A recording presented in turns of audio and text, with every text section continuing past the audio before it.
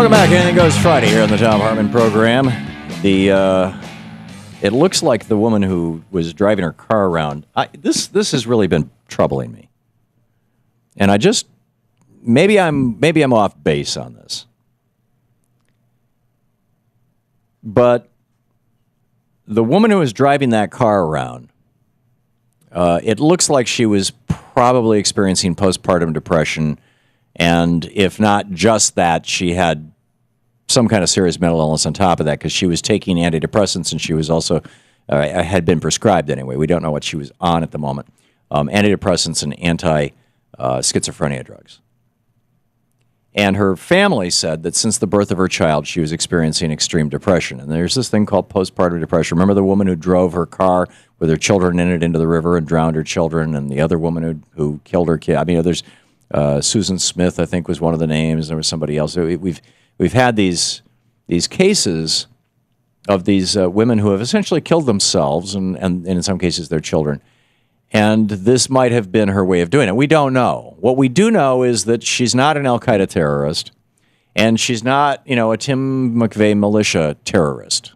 She's not a homegrown right-wing American terrorist, and she's not a left-wing, some other country, some other religion terrorist.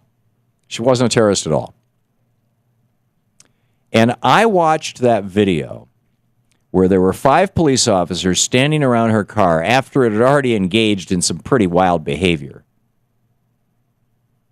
And I'm wondering, why are they not shooting out her tires?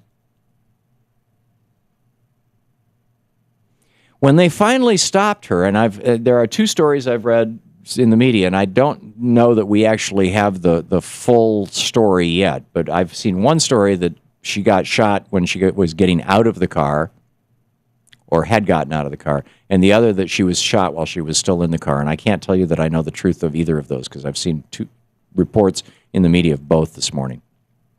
Maybe by now, I haven't, I've been on the air for the last hour and a half. I haven't had a chance to check the news. Maybe we know now. But in either case, she was shot so many times in the face that they couldn't identify her by looking at her face. Think about that for a minute. They couldn't identify the body because it was so badly blown up with bullet holes. Why? Why didn't they shoot out the tires? If she was in the car, it seems to me like it's actually more dangerous to kill somebody who is in a moving car or what has the potential to be a moving car, because when they die, if their foot is on the accelerator, it might fall fully forward and just jam that car forward right into the whole crowd of cops and everything else.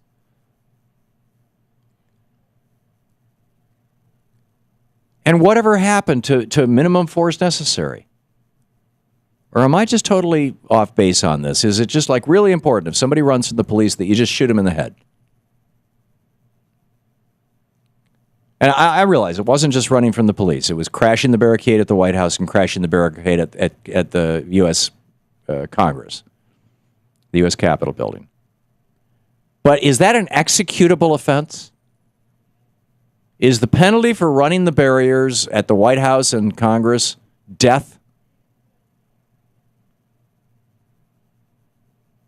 What happened to the doctrine? I mean, I got to tell you, maybe I've been thinking about this more than at other times in my life, because last year, when Louise and I both had surgery at the same time, and we were both laid up in bed for 3 weeks, and on a fair number of painkillers, and we would, we'd have these debates about who is sicker, so who get to go out and make dinner or, make a coffee in the morning. And just to take our minds off it, we opened a Netflix account, and we watched 5 seasons worth of McMillan and Wives, because that was a show that we really loved when we were first married, when we were kids. Takes place in the 70s. Rock Hudson and Susan St. James, and he's the chief of police or the commissioner of police for San Francisco. We watched all of the Columbo episodes that are available on Netflix. We were watching these old cop shows, right, from the 70s. And they didn't come out with SWAT teams. I mean, you had The commissioner and his buddy, I forget the guy's name, they'd chase somebody 4 blocks before somebody would pull. In fact, Rock Hudson never carried a gun in that show. If they shot somebody, they'd try to shoot their legs. They always tried to catch them. They'd try to box their car in with other cars. When did this nation become Dirty Harry? Was it with the Dirty Harry movies in the 80s? Was it Clint Eastwood who changed America? Who made cops feel that, hey, I'm PO'd, I'm going to shoot you in the head. Go ahead, punk, make my day. I actually think it was. I mean, when I look at the arc of American entertainment, and that's what Louise and I did for a couple of weeks, and I'm a big Clint Eastwood fan. Not politically, but I love his movies. And while we were laying in bed, we watched all the old Dirty Harry movies, and we watched.